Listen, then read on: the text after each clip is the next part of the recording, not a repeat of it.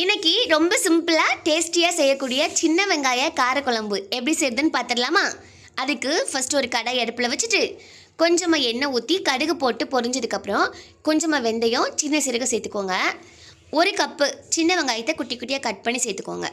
அது கூடவே ஒரு பச்சை மிளகாய், கொஞ்சமாக கறிவேப்பிலை, அதுக்கப்புறமா ஒரு 10 பல் வெள்ளைப்பூண்டு சேர்த்து நல்லா வதக்கிக்கோங்க.